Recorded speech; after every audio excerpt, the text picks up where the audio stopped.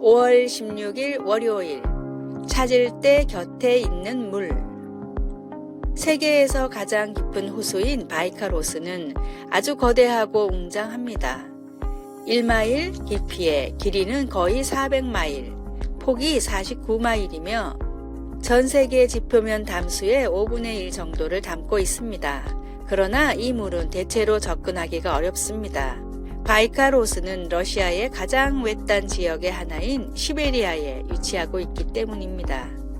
이 지구상의 많은 곳에서 그렇게 절실히 물이 필요한데도 이처럼 방대한 양의 물이 많은 사람들이 접근하기 어려운 곳에 숨겨져 있다는 사실이 아이러니합니다. 비록 바이칼호수는 멀리 떨어져 있을지 모르지만 가장 절실히 필요한 사람들이 이용할 수 있고 다가갈 수 있는 끝없는 생명수의 원천이 있습니다. 사마리아의 우물가에서 예수님은 한 여인과 대화를 나누시며 그녀의 깊은 영적 갈증의 언저리를 살펴보셨습니다. 그녀의 마음속 필요를 채워줄 해결책이 무엇이었을까요? 바로 예수님이셨습니다. 많은 것들이 만족을 준다고 약속하지만 어느 것도 우리 마음의 갈증을 완전히 해소시켜주지 못합니다. 예수님만이 진정 우리의 영적 갈증을 채워줄 수 있습니다. 그리고 주님의 공급하심은 누구나 어디서나 누릴 수 있습니다. 말씀, 내가 주는 물을 마시는 자는 영원히 목마르지 아니하리니. 요한복음 4장 14절. 찬송 526장 목마른 자들아. 기도. 하나님, 생명을 주시고 삶의 목적과 의미를 주시니 감사합니다. 하나님과 당신의 사랑 안에서 진정한 만족을 찾을 수 있도록 가르쳐 주소서. 아멘.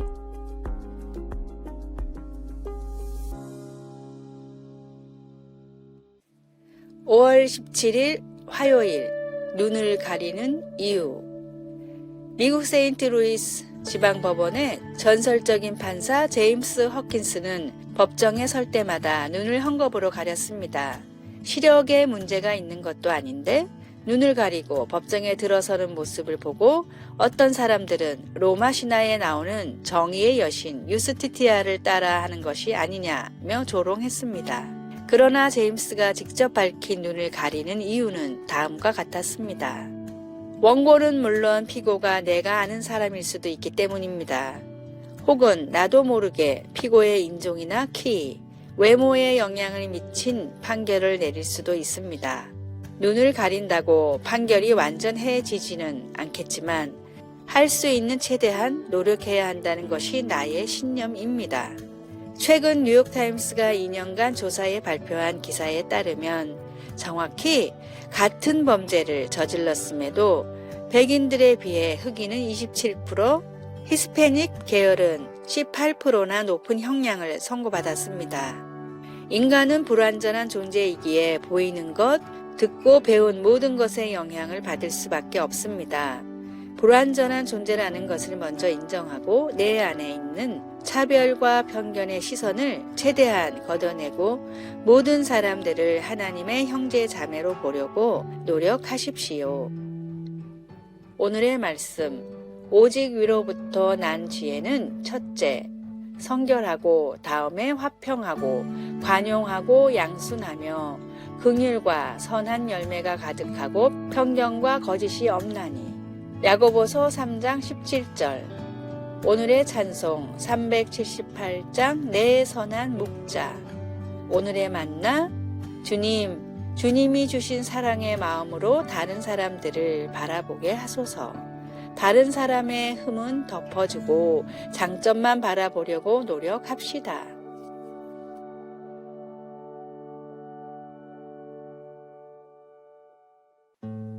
5월 18일 수요일. 계획을 세웠나요? 거의 18살의 청년 게이드는 자신의 제1지망 대학에 장학금을 받고 진학할 수 있으리라 기대하고 있었습니다. 그는 고등학교 캠퍼스 사역에 참여했으며 새로운 환경인 대학에 가서도 비슷한 사역에 참여하길 바랐습니다.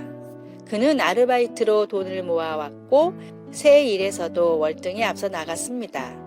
그가 세운 몇 가지 큰 목표들은 모든 것이 정확히 예정대로 진행되어 가고 있었습니다.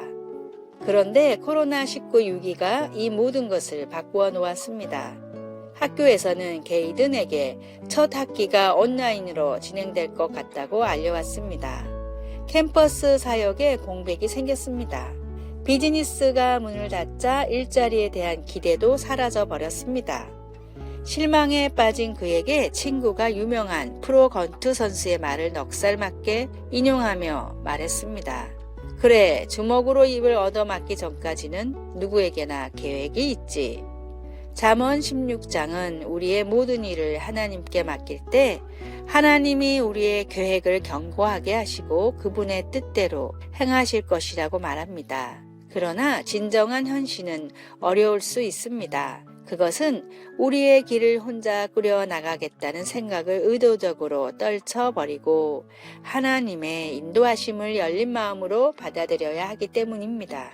어떤 실망감으로 미래에 대한 계획을 바꾸었습니까? 오늘 하나님의 인도를 구하기 위해 무엇을 할 수 있을까요?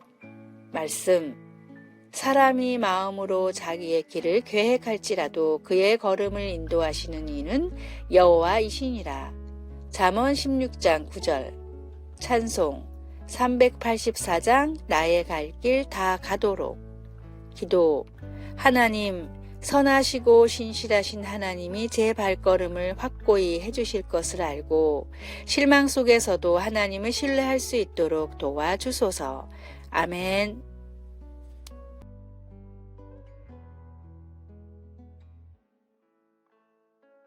5월 19일 목요일 3개월의 감사. 미국 시카고에서 활동하던 화가 솔맨은 한창 활동하던 젊은 나이에 결핵에 걸렸습니다. 작품도 인정받고 결혼까지 해서 곧 태어날 아기까지 있던 솔맨은 큰 시리에 빠졌습니다. 의사는 임파선에 문제가 있어 솔맨이 길어봤자 3개월밖에 살지 못한다고 말했습니다. 몸이 아픈 것보다 아내와 태어날 아기에 대한 죄책감에 슬퍼하는 솔맨에게 하루는 아내가 이렇게 말했습니다. 우리 남은 3개월을 하나님의 선물이라고 생각해보면 어떨까요? 하나님도 사람도 원망하지 말고 우리 3개월을 행복과 감사로 채워봐요. 아내의 위로는 솔맨의 마음을 움직였고 이때부터 솔맨은 아내와 행복한 시간을 보내려고 노력하며 남은 시간에는 말씀을 묵상하며 예수님의 초상화를 그렸습니다. 이때 솔맨이 완성한 머리 대신 그리스도라는 작품은 엄청나게 유명한 작품이 됐고 솔맨이 살아있을 때만 500만 부 이상이 팔렸습니다. 더 놀라운 사실은 3개월이 한참 지나도 솔맨은 죽지 않았고 오히려 병이 깨끗하게 나아 76살까지 살았습니다. 예수님을 믿고 구원받았다는 사실만으로 우리는 최고의 복을 받았습니다. 그 놀라운 축복으로 인해 불평과 불만이 아니라 감사와 축복으로 남은 삶을 채우십시오. 오늘의 말씀. 범사에 감사하라. 이것이 그리스도 예수 안에서 너희를 향하신 하나님의 뜻이니라. 데살로니가 전서 5장 18절. 오늘의 찬송 546장. 주님 약속하신 말씀 위에서. 오늘의 만나. 믿음에 대한 어려운 질문을 받았을 때 성령을 의지하며 명쾌한 답을 할 수 있기를 바랍니다.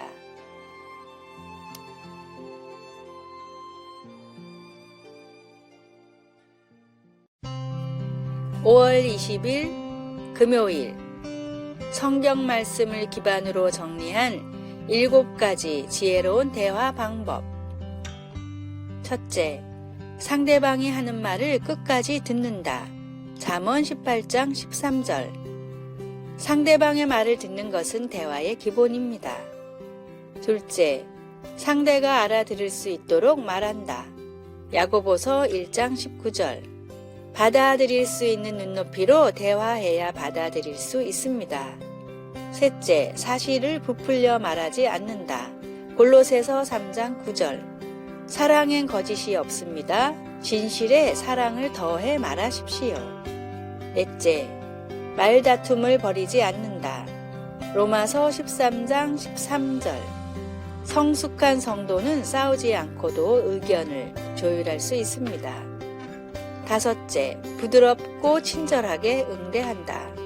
잠언 14장 29절, 15장 1절. 어떤 일이든 가시돋친 말이나 분을 품은 말을 사용하지 마십시오.